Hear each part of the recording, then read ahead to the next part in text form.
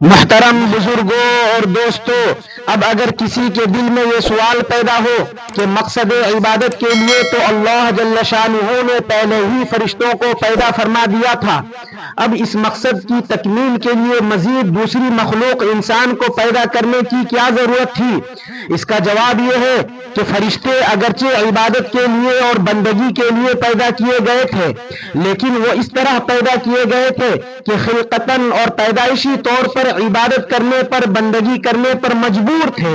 اس لیے کہ ان کی فطرت میں صرف عبادت کا مادہ رکھا گیا تھا، عبادت کے علاوہ گناہ، معصیت اور نافرمانی کا مادہ رکھا ہی نہیں گیا تھا۔ لیکن انسان اس طرح پیدا کیے گئے کہ ان کے اندر نافرمانی کا مادہ بھی رکھا گیا، گناہ کا بھی مادہ رکھا گیا، اور پھر حکم دیا گیا کہ عبادت کرو اور میری بندگی کرو۔ اس لیے فرشتوں کے لیے عبادت کرنا آسان تھا، لیکن انسان کے اندر خواہشات ہیں، جذبات ہیں، محرکات ہیں، ضروریات زندگی ہیں اور گناہوں کے داعیے ہیں، اور پھر یہ حکم دیا گیا کہ گناہوں کے ان داعیوں سے بچتے ہوئے، ان جذبات کو کنٹرول کرتے ہوئے اور گناہوں کی ان خواہشات کو کچلتے ہوئے اللہ جل شانہ کی عبادت کرو اور اس کی بندگی کرو۔